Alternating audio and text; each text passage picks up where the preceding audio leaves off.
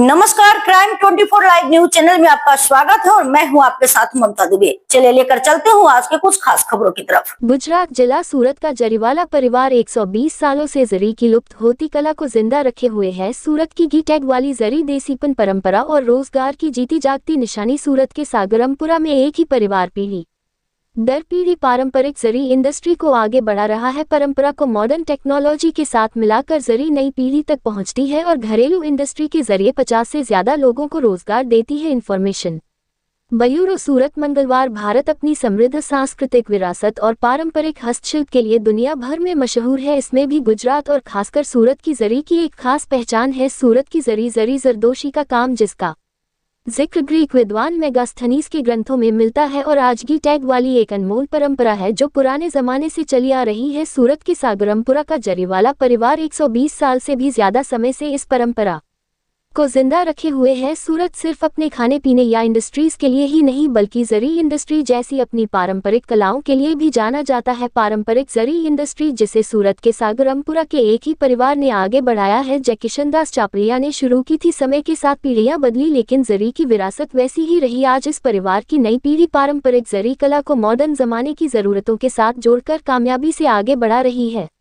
एक समय था जब सूरत की जरी शहर की शान मानी जाती थी। मुगल काल में सूरत में बना जरी का कपड़ा विदेशों में एक्सपोर्ट किया जाता था। गोपीपुरा, नवापुरा, वाडिफालिया जैसे इलाके जरी इंडस्ट्री के हब थे। समय के साथ इंडस्ट्री थोड़ी धीमी हो गई लेकिन अब इसमें फिर से नई एनर्जी देखी जा रही है। खास बात यह है कि आज भी सूरत में बनी जरी बनारस, तमिलनाडु, आंध्र प्रदेश, कर्नाटक, बेंगलुरु जैसे राज्यों में भेजी जाती है जहां इसे साड़ियों में बुना जाता है। सोने और चांदी की तार से बनी ये जरी साड़ियां आज फिर से युवा पीढ़ी की पसंद बन रही है। परंपरा को आधुनिकता के साथ जोड़कर जरी उद्योग को जीवित रखने वाले चेतन कुमार प्रवीण भाई जरीवाला कहते हैं कि हमारा परिवार 100 से 120 सालों से जरी उद्योग के पारंपरिक व्यवसाय से जुड़ा हुआ है। पहले पुराने तरीके से काम होता था लेकिन समय के साथ हमने नई टेक्नोलॉजी और मशीनें अपनाई है। परिवार के हर सदस्य को अलग अलग जिम्मेदारियां दी गई हैं जिससे व्यवसाय सुचारू रूप से आगे बढ़ रहा है। जरी बनाने के साथ साथ परिवार खुद सोने और चांदी की तार की साड़ियां भी बनाता और बेचता है। चूंकि घर से ही मैन्युफैक्चरिंग होती है इसलिए लागत बचती है और क्वालिटी कंट्रोल भी रहता है। वे आगे कहते हैं कि जहां करीब 60 साल पहले देसी तरीकों से बुनाई होती थी वहीं आज मॉडर्न मशीनों का इस्तेमाल हो रहा है। चेतन भाई ने खुद भी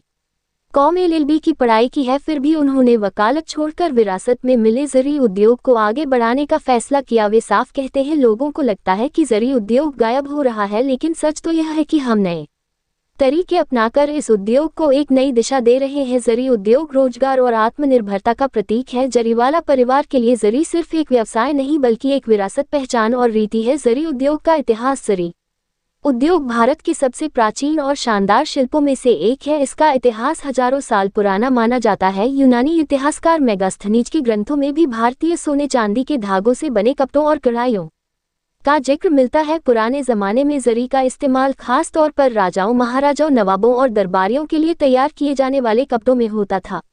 मुगल काल में जरी इंडस्ट्री को बढ़ावा मिला इस दौरान क्योंकि सूरत देश का एक जरूरी ट्रेडिंग पोर्ट था, इसलिए यहाँ तैयार जरी और जरी से बने कपड़े देश विदेश में एक्सपोर्ट किए जाते थे। जरी आज सूरत, बनारस, कांचीपुरम और दक्षिण भारत के अलग अलग इलाकों में पॉपुलर हो गई। सूरत में बनी जरी अपनी बारीकी, शुद्ध सोने और चांदी के धागों और लंबे समय तक चलने वाली क्वालिटी के लिए जानी जाती है। पारंपरिक रूप से एक छोटे लेवल का इंडस्ट्री जरी को कई पीढ़ियों के कारीगरों ने बनाया है जिन्होंने जरी के बिजनेस में अपना हुनर और अनुभव दिया है। समय के साथ टेक्नोलॉजी और फैशन में बदलाव के बावजूद जरी इंडस्ट्री ने अपना असली रूप बनाए रखा है। मॉडर्न जमाने में जरी इंडस्ट्री पारंपरिक कला और मॉडर्न डिजाइन के मेल से एक नई पहचान बना रही है। घी टैग मिलने से सूरत की जरी को दुनिया भर में पहचान मिली है और इस पारंपरिक कला के बचाव और प्रमोशन को एक नई दिशा मिली है। रिपोर्टिंग सह संपादक विंध्याचल ओझा।